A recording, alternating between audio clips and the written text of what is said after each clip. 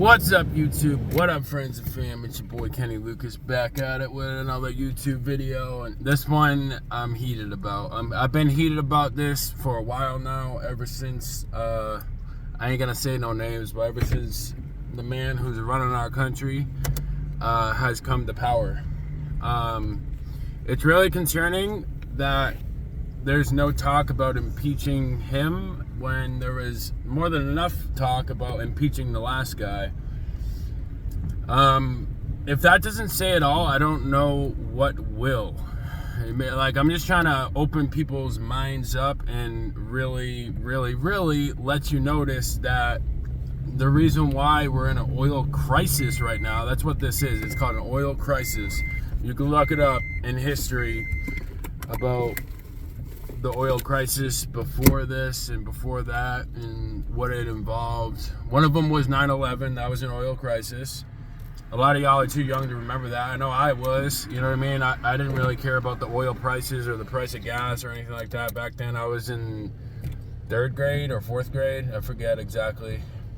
I was in 3rd grade back in 2011. But everybody needs to wake the fuck up, because we're clearly in an oil crisis. We're clearly, as a nation, not doing much about it. Like, what the fuck are we doing about it as Americans to not have this oil crisis going on right now? I'm paying fucking double the amount in gas that we were 2 years ago or 3 years ago, whatever the fuck it was. Double the amount of gas because of who is in leadership of this country. If you don't see that, you guys need to look it up. You guys need to get informed about oil and the oil production of it and who's in charge of it and who our leader is giving the power to. He's giving the power to OPEC. OPEC is devised of a couple different countries. You can look it up online. I'm not going to say each and every one because I don't know each and every one. But the last time I checked, Russia is part of OPEC, and guess who else is part of OPEC? That the last I heard, our leader is telling this country to go produce more oil, and that is Venezuela. He wants Venezuela to start producing more oil, probably because he's figuring, oh yeah, it's going to be a cheaper cost as far as getting it to United States. Instead of having to cross over from the big part, they could just hit up a port in Miami, Louisiana, whatever. But we're failing to recognize that Venezuela is one of the most corrupt countries in the entire world, probably right there behind Ukraine. And the news is depicting Ukraine as like, poor me, the great country, blah blah blah, but y'all don't know what's really going on there, what really has gone on there, what happens there. Like, a lot of people would not be throwing out that flag and supporting Ukraine over Russia if they really knew the reality of the situation.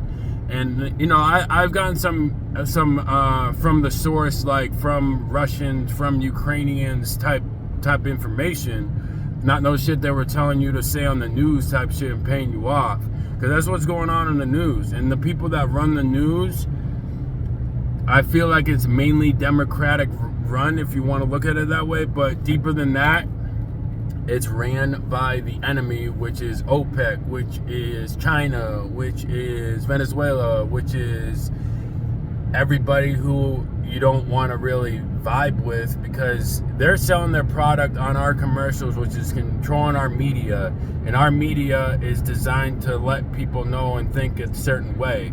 Like, if you wear Nikes, I'm definitely very guilty of wearing Nikes, you're supporting fucking China. You know what I mean? Like, you have to pay some shit over there in China if you want to run business, and Nike is a Chinese company that was founded by an American. But besides the fact, it's like, just think about that one. You're supporting slavery, you're supporting low wages, you're supporting a lifestyle for people that they have no opportunity. You're enabling China to do that so they can be a mega power, so then one day, or not even one day, but they control how we think, eat, or try to, at least. You know what I mean? There's a couple of us enlightened ones on this earth and this country, thank God, that really see what's going on, and it's got to stop. It's really got to stop, and I feel I don't fear for the future of America. I'm excited about it, but at the same time, rapid change is fucking coming.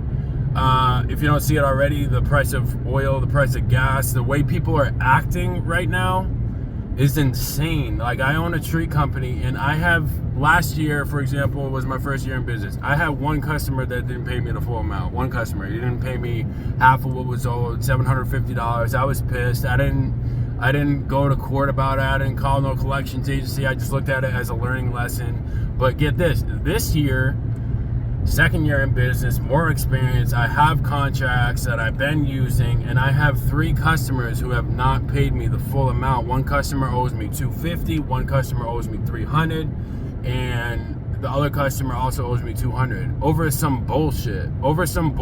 Where these people did not stand by their word. Whether they didn't like me or not doesn't really matter in my eyes, because this is the market talking, and the market is saying that you, as a human being man, agreed to pay a certain price, and now you're bitching up when it's time to pay in full. It just doesn't ring true to me, and all I can really do is think to blame this war for it, because it's putting Americans into a state of fear, because they feel like they have to save onto their money, and some people don't really care how that gets done. They'll just do it. And I don't condone that behavior. I fucking hate that behavior. I believe that each and every one of us in America is blessed beyond measure. We have more than enough to go around of abundance. And it's so un-American, like, just to think of what's happening right now. And that's just one example. I've seen people stealing out the store, like, openly. I've never seen that shit before in my life, man. Times are rough right now, man. Go to the fucking hood, or go to a poor area and see how they're fucking living. Like, third world country shit is right around the corner if this keeps up. Right around the fucking corner. You go down to South Georgia, it's already there. If you go down to fucking Texas, I'm sure they got spots where it's getting wiped the fuck out, and the crime is increasing, everything, just because this man is saying that producing oil is bad for the economy. What the fuck are you doing then, man? Like, you're doing exactly what's horrendous for the economy. Horrendous for the fucking greenhouse gas effect, all this. Like, wake up, electric cars are not the answer to fewer emissions. The only answer to fewer emissions is to replace crude oil with hemp oil. And that requires fields and fields of hemp, which is also going to repair the ozone problem we got going on, the greenhouse effect, whatever you want to call it. Fields and fields and fields of hemp. It's going to employ others. Jobs upon jobs upon jobs upon jobs. I feel like somewhere they're already doing this shit, because you can take that hemp oil and use it towards the same properties as crude oil does. Like, you can pretty much do everything crude oil can do with hemp oil. And that's the solution, you know what I mean? Then you use that hemp oil to make electric cars, not crude oil. Crude oil is a huge fucking ingredient in everything that we have from a day-to-day life. Paint, metals, signs, roads. Roads are made of fucking crude oil. The major fucking, like, probably 50%, if not more, is what asphalt is made from. It's made from fucking oil. That's why the price of asphalt fluctuates depending on the market. That's why owning an asphalt company right now is probably tough. I don't know what the price of asphalt is right now, but to find the customers to have that type of money to spend on asphalt, and for the customers not to be thinking in a selfish manner of fear, it's been a challenge, you know, even in my industry. And the future of this oil is the oil era, the crude oil era, is hemp oil era.